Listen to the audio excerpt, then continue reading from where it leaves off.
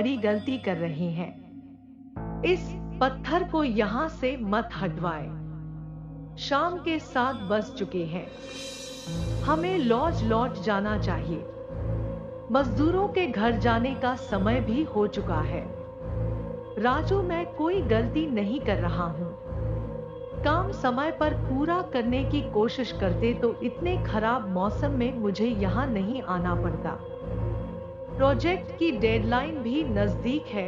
तुम सब अभी सिर्फ बेसिक चीजों को पूरा करने में अटके हुए हो। विजिट पर क्या दिखाऊंगा? ऑफिसर्स को गुस्से से तिलमिलाया हुआ गौरव आज मजदूरों को बिल्कुल आसानी से घर जाने देने के मूड में नहीं था।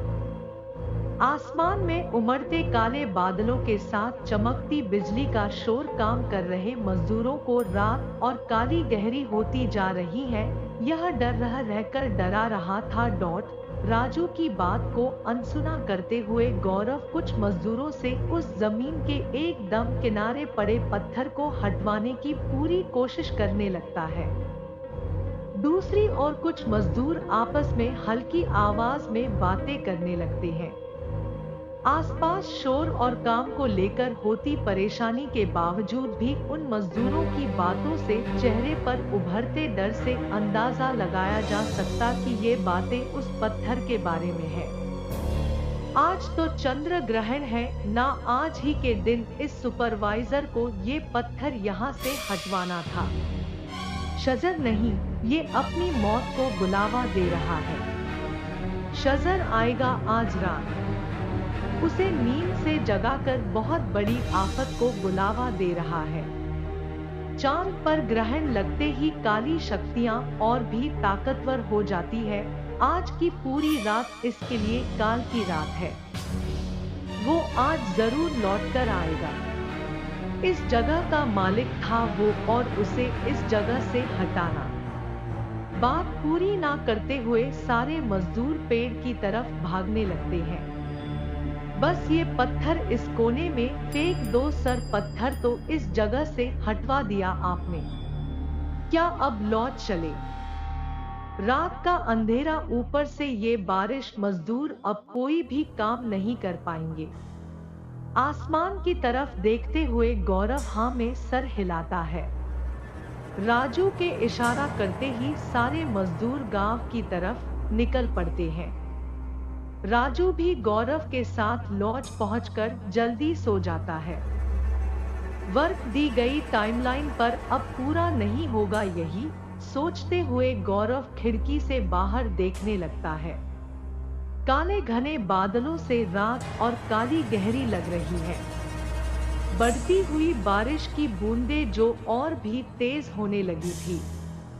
गौरव के कदम बेड की तरफ बढ़े ही थे कि अचानक रुक जाते हैं।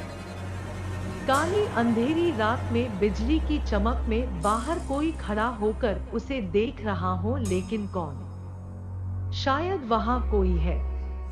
यह एहसास सही साबित होने में ज्यादा समय नहीं लगता। बार बार गिरती बिजलियों की चमक में लॉज के बाहर कंबल से खुद को पूरी तरह ढके हुए कोई खड़ा था। गौरव समझने की कोशिश कर ही रहा था कि उसकी नजर कंबल ओढ़े उस आदमी पर पड़ती है। इसके हाथ में बिल्डिंग का मैप और बैग है। बिना देर किए गौरव टेबल की तरफ भागता है। टेबल पर बैग ना मिलने पर बैग चोरी हो गया समझने में गौरव को देर नहीं लगती। बैग में रखे हुए डॉक्यूमेंट्स, बिल्डिंग का मैप सब गायब है। मेरा करियर इस बिल्डिंग प्रोजेक्ट पर टिका हुआ है। इतनी आसानी से अपना करियर किसी को खराब नहीं करने दे सकता। मुझे उस आदमी को पकड़ना ही होगा। राजू को बिना जगाए अपनी जान की परवाह ना करते हुए गौरव लॉज के बाहर पहुंच जाता है। रुको, रुक जाओ तुम, ऐसे भाग नहीं सकते, चोरी करके चिल्लाते हुए गौरव उस कंबल ओढ़े आदमी के पीछे दौड़ते हुए अचानक रुक जाता है। तेज मूसलाधार बारिश अब बंद हो चुकी थी। अब नहीं भाग सकते तुम, रुक जाओ वहीं। गौरव की बात को अनसुना करते हुए कंबल ओढ़े वह आदमी जमीन के किनारे एक जगह जाकर वहीं रुक जाता है। बारिश बंद होते ही काले घने बादल धीरे धीरे छटने लगे थे। चांद की रोशनी में वह कंबल ओढ़े खड़ा आदमी किसी काले दैत्य की तरह दिखाई दे रहा था। लाल चमकती आंखें जो कंबल ओढ़े गौरव को घूरे जा रही थी। कुछ देर गौरव को घूरने के बाद वह लाल चमकती आंखें चांद को देखने लगती है। चांद की रोशनी काले साए के आगोश में गायब होती जा रही थी। सामने खड़े उस अनजान को देखकर गौरव को कुछ ठीक नहीं लग रहा था। ये चंद्र ग्रहण है। कुछ ही देर में चांद की रोशनी काले साए के आगोश में छिप जाती है। वह लाल आंखों वाला आदमी कंबल उतारकर अब गौरव के बिल्कुल सामने खड़ा था, जिसे देख गौरव में अंदर डर की एक तेज लहर दौड़ जाती है। यह इंसान है या काली परछाई? इसकी लाल आंखें किसी दैत्य की तरह दिखाई दे रही है। पलक झपकते ही वह दैत्य गौरव के बिल्कुल सामने खड़ा था। शजर हूं मैं, इस जगह का मालिक हूं मैं, कहते हुए जोर जोर से हंसने लगता है। उसकी डरावनी हंसी हर तरफ गूंजने लगती है। गौरव को अपने सामने मौत खड़ी दिखाई देती है। वह भागने की कोशिश करता उसके पहले ही शजर का हाथ गौरव के गले तक पहुंच जाता है। हवा में लटके हुए कुछ ही देर में गौरव का दम घुटने लगता है। बहुत कोशिश करने पर भी गौरव अपने आप को दैत्य से छुड़ा नहीं पाता। आज तू बचेगा नहीं, मौत से नहीं बच सकता तू। गौरव के गले पर पकड़ थोड़ी ढीली करते ही वह गौरव को जोर से जमीन पर पटक देता है। दर्द से कराहता गौरव उठने की बहुत कोशिश करता है, लेकिन उठ नहीं पाता। झपकती हुई पलकों के सामने गौरव को शजर खड़ा दिखाई देता है। गौरव फिर उठकर भागने की कोशिश करता है, लेकिन इस बार भी कुछ नहीं कर पाता।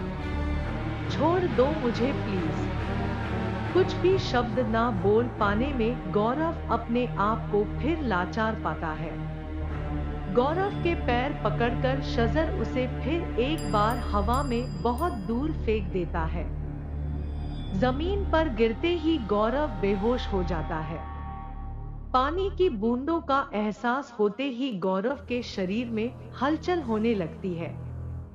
सर उठिए, आप यहाँ कैसे? इतनी चोट कैसे लग गई आपको? खुद को संभालते हुए राजू का सहारा लेते हुए गौरव उठकर बैठ जाता है। मैं जिंदा हूँ। शजर रात में मुझे मार देता, वो मार देता मुझे। गौरव डर के मारे कांप रहा था। तभी पीछे खड़े मजदूरों में से एक आवाज आती है, साहब आप किस्मत वाले हो जो इस पत्थर पर आ गिरे। इस पत्थर ने आपकी जान बचाई है। पत्थर ना होता तो शजर मार देता आपको। पत्थर ने मेरी जान बचाई। जी साहब, मैंने ऐसा सुना है यह पत्थर शजर की आत्मा को भटकने से रोकने के लिए इस जमीन में रखा गया था। तांत्रिक क्रियाओं द्वारा यह पत्थर अभिमंत्रित किया गया है। आप किस्मत के बहुत तेज हो जो ग्रहण की रात बच गए। गौरव को भूत प्रेत में बिल्कुल विश्वास नहीं था, लेकिन रात में जो कुछ भी उसने अनुभव किया था उसके बाद उसकी सोच अब बदल चुकी थी। जो समस्या उसकी वजह से फिर जागी थी उसे हल भी करना था। कुछ देर सोचने के बाद गौरव उस मजदूर से मदद मांगता है। दोपहर होने से पहले तांत्रिक की सहायता से वह पत्थर जमीन में पहले की जगह रख दिया जाता है। यह प्रोजेक्ट करियर ही नहीं उसकी जान के लिए भी खतरा साबित हुआ। इसे सोचते ही गौरव के शरीर में एक अजीब सा डर दौड़ने लगता है। कुछ दिन आराम के बाद गौरव उस प्रोजेक्ट को छोड़कर वहां से चला जाता है।